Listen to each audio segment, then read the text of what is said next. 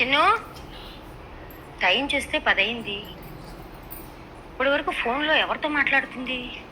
నేను మీరు చెప్పినట్టే 1000 రూపీస్ తీసి ఉంచాను మా అమ్మకి తెలియకుండా. రేపు ఎలాగైనా మనం పార్టీ చేసుకోవాలి, ఓకే కదా?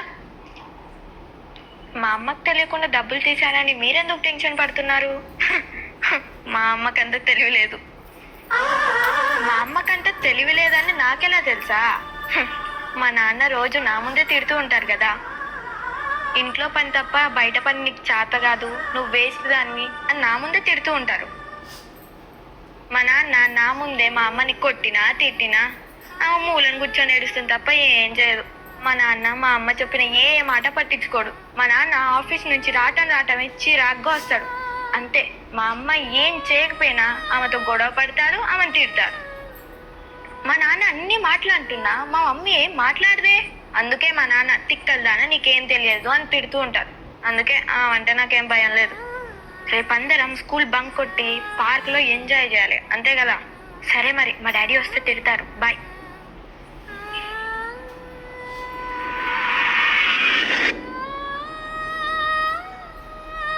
అంటే నాన్న కోప్పడతాడని కిందకు వస్తున్నావా? అమ్మ కంగారు పడుతున్నాను కాదా? ఈ తెలివి తక్కువ అమ్మ కంగారు పడదు, ఆమెకంత ప్రేమ లేదు అనుకుంటున్నావా? మీ నాన్నకి ఎన్నోసార్లు చెప్పానమ్మా, పిల్లల ముందు గొడవ పడొద్దు అని. అయినా ఆయన నా మాట వినిపించుకోలేదు. మీ నాన్న తిడుతుంటే మూలను కూర్చొని ఏడుస్తానా? నాకేమీ చేత కాదా? భలే కనిపెట్టావమ్మా. నువ్వు ఏం చేసినా నేను కనిపెట్టలేను అనుకుంటున్నావా?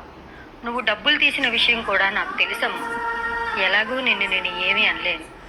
మరి మీ నాన్నకు చెప్పమంటావా? ఓ, అయినా మీ నాన్న నా మాట పట్టించుకోడు కదూ, ఫ్రెండ్స్తో చెప్తున్నావు కదా. మీ నాన్న నాతో గొడవ పడుతుంటే తిరిగి నేను ఆయనతో గొడవ పడడం పెద్ద లెక్కేం కాదు. భార్య అనే ప్రేమ ఆయనకి లేకపోయినా భర్త అనే గౌరవం నాకుందమ్మా. అయినా నేను పోటీ పడి గొడవ పడితే మీరేమైపోతారు, ఎటు వెళ్ళిపోతారు? నా పిల్లలకి తండ్రి ప్రేమ దూరం కాకూడదని నేను భరిస్తూ ఇక్కడ ఉంటున్నాను. చదువుకున్నాడనే మాటే కానీ పిల్లల ముందు ఏం మాట్లాడాలో కూడా తెలుసుకోలేని అజ్ఞాని అమ్మ. ఆయన ఎలాగో నన్ను అర్థం చేసుకోలేదు. నేను మీకోసమే బతుకుతున్నానమ్మా. మీరు కూడా అర్థం చేసుకోకపోతే ఎలా? అమ్మ ఇంట్లోనే ఉంటుంది కదా, ఏమీ తెలియదు అనుకోకండి నాన్న. మీ ప్రతి కదలికని కనిపెట్టేది నేనే, కనిపెట్టుకొని ఉండేది నేనే. రామ్మ, అన్నం తిందువు కానీ, నాన్న వస్తే కోప్పడతారు.